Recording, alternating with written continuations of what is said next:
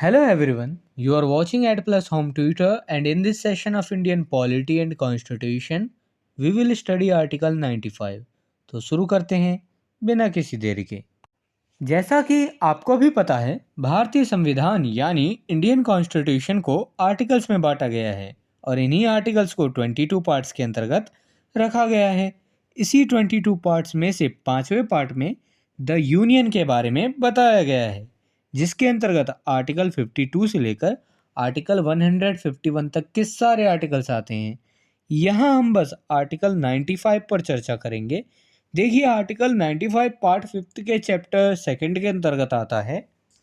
यहाँ मैं पहले कंटेंट को इंग्लिश में रीड करूँगा, फिर उसकी मीनिंग आपको हिंदी में समझाऊँगा, ताकि आपको कंसेप्ट ज़्यादा से ज़्यादा समझ आ सके। Article 95 talk about power of the deputy speaker or other person to perform the duties of the office of or act as speaker। Article 95 के तहत स्पीकर के ऑफिस के ड्यूटीज को परफॉर्म करने या स्पीकर के रूप में कार्य करने की डेप्यूटी स्पीकर या अन्य किसी व्यक्ति के पावर यानी शक्ति के बारे में चर्चा की गई है। इसे आप आसान शब्दों में समझिए। कोई भी लोकसभा का डेप्यूटी स्पीकर या कोई अन्य सदस्य यदि स्पीकर के रूप में कार्य करता है या फिर स्पीकर के ड्यूटीज़ को परफॉर्म करता है, तो उसके उस पावर के बारे में आर्टिकल 95 में समझाया गया है और बताया गया है।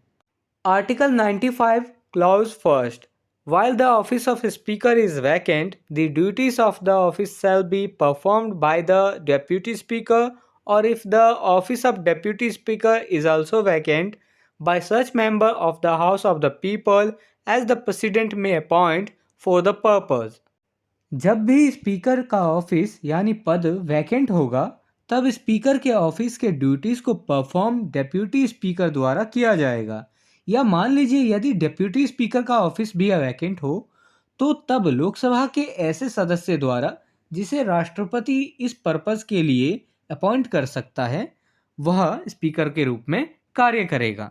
Article 95 clause second, during the absence of the speaker from any sitting of the House of the People, the deputy speaker, or if he is also absent, such person as may be determined by the rules of procedure of the House, or if no such person is present, such other person as may be determined by the House shall act as speaker।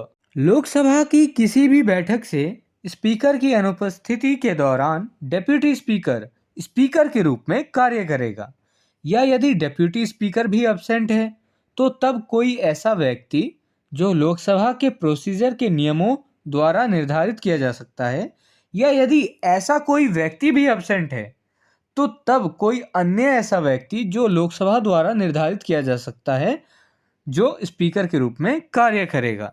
आप इसे आसान शब्दों में समझिए। मान लीजिए speaker absent है लोकसभा में, तो डेप्यूटी स्पीकर स्पीकर के रूप में कार्य करेगा। अब मान लीजिए डेप्यूटी स्पीकर भी एब्सेंट है, तो लोकसभा के प्रोसीजर को चलाने के लिए कुछ नियम होते हैं। उसमें एक ऐसे पर्सन का नाम लिखा होता है कि जो स्पीकर के रूप में कार्य करे जब स्पीकर और डेप्यूटी स्पीकर दोनों एब्सेंट हो, तो वो पर्सन तब लोकसभा के स्पीकर के रूप में कार्य करेगा। अब मान लीजिए वो जो पर्सन है वो भी एब्सेंट है, तब क्या होगा? तब जो है लोकसभा खुद ही डिसाइड कर लेगा कि किसको स्पीकर बनाना है और उस व्यक्ति को स्पीकर बना दिया जाएगा और वह स्पीकर के रूप में कार्य करेगा।